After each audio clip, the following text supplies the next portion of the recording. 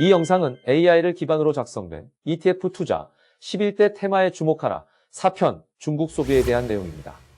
중국 정부가 내수 확대를 위해 공들이는 것이 있습니다. 바로 쌍순환, 이중순환 전략인데요. 사실 30년 전에 덩샤오핑도 쌍순환을 주장한 바 있습니다. 2020년 10월 말 폐막한 제19기 중앙위원회 5차 전체회의 골자도 쌍순환이었고 올해 3월 열린 양회에서도 언급이 됐었는데요.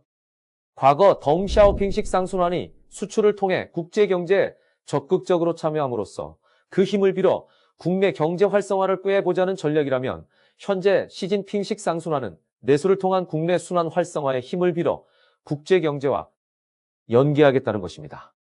즉 국제경제와의 연대는 놓지 않겠지만 경제 성장의 무게 중심은 수출보다 내수 소비에 두겠다는 뜻으로 풀이할 수 있습니다. 새로운 쌍순환 전략이 나온 배경은 수출 주도형 성장 모델이 한계를 드러내고 있기 때문입니다. 현재 중국은 코로나19 여파로 교역이 위축된 상황입니다. 또한 미국의 강력한 기술 제재로 인해 통신, 반도체 등 첨단 산업이 근간이 위협받고 있고 이에 중국은 장기전에 버틸 체력이 필요해졌고 그 대안으로 생각하는 것이 내수를 주축으로 한 쌍순환 전략이라는 것입니다. 중국은 원래 14억 인구와 넓은 땅으로 세계 최대 단위 시장을 갖고 있는데요. 아편전쟁 이후 100년간은 구매력과 경제 수준이 뒤처져 왔었지만 이제는 경제의 질과 규모가 해외에 맞설 만하다는 것이 시진핑 중국 국가주석의 생각인 듯합니다. 시진핑 주석의 이런 자신감은 중국의 내수 소비가 이미 안정적으로 성장하고 있다는 사실에 기반합니다.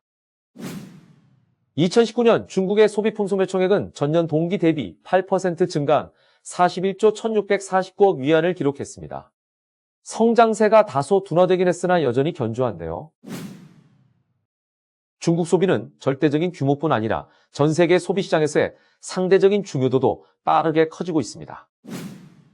2000년에서 2005년에 전 세계 가계 소비시장에서 중국이 차지하는 비중은 약 9%였는데 2013년에서 2018년 사이에는 이 비중이 약 23%까지 빠르게 성장했습니다. 이런 중국 소비의 견조한 상승은 어디서 기인할까요? 주된 원인은 중산층의 증가입니다. 미국의 대표적 싱크탱크인 브루킹스 연구소가 2020년 10월에 내놓은 글로벌 중국 보고서에 따르면 중국 중산층은 빠르게 증가하여 2027년에는 12억 명에 달할 것으로 추정됩니다. 여기서 중산층이란 2010년 기준 구매력 평가를 토대로 1인 하루 최대 110달러를 소비할 수 있는 계층을 의미합니다. 중국의 중산층이 처음부터 이렇게 많았던 것은 아닌데요. 2006년에는 9천만 명에 불과했습니다. 당시 미국 중산층이 2억 명을 넘었던 것을 생각해보면 그 수가 한참 적었던 거죠. 그런데 그 이후로 빠른 경제 성장을 바탕으로 매년 6천만 명 정도가 새롭게 중산층에 합류했고 그 결과 2016년에는 7억 3천만 명이 중산층이 됐습니다. 브루킹스 연구소의 추산에 의하면 중국 중산층은 2020년 기준 총 7조 3천억 달러를 소비할 전망입니다. 미국 중산층의 소비 추산액 4조 7천억 달러보다 무려 55%가 많은 금액인데요. 중산층 개별 소비자 1인당 구매 금액은 미국이 많을지 몰라도 중국 중산층의 인원수가 워낙 많아 벌어지는 일입니다. 중국 중산층의 성장 배경으로 꼽히는 것은 크게 두 가지입니다. 우선 고급 인력의 증가입니다. 과거 중국 산업의 경쟁력은 저학력 노동자를 활용한 값싼 인건비였는데요. 최근 들어 중국은 고학력 사회로 급격하게 변화하고 있고 이에 따라 소득 수준도 빠르게 증가하고 있습니다.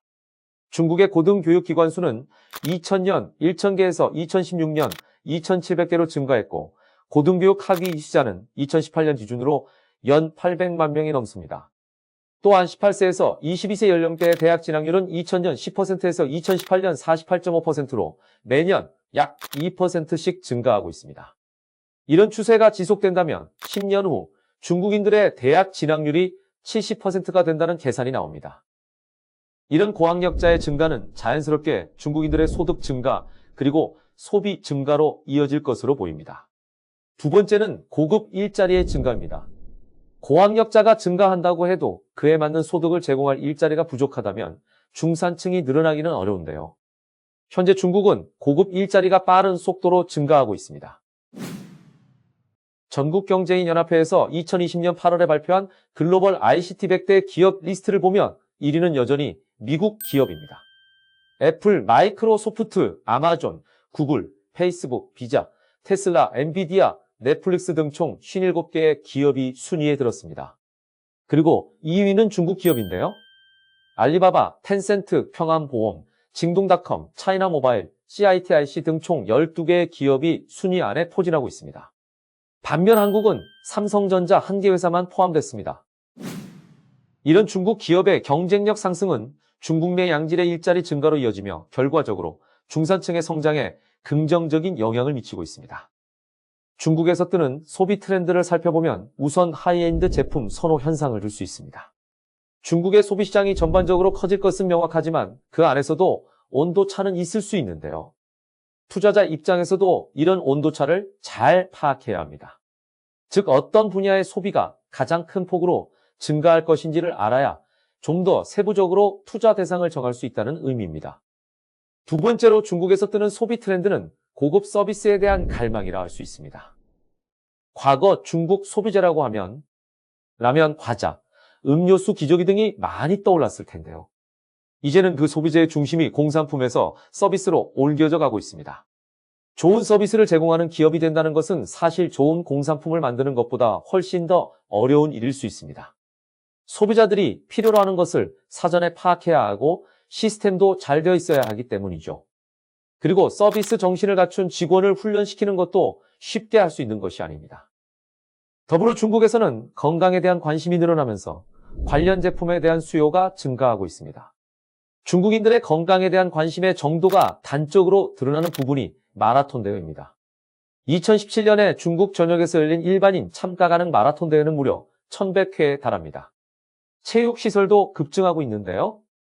2004년에 중국의 체육시설은 85만 개였는데 2014년에는 170만 개, 2017년에는 196만 개로 늘어납니다.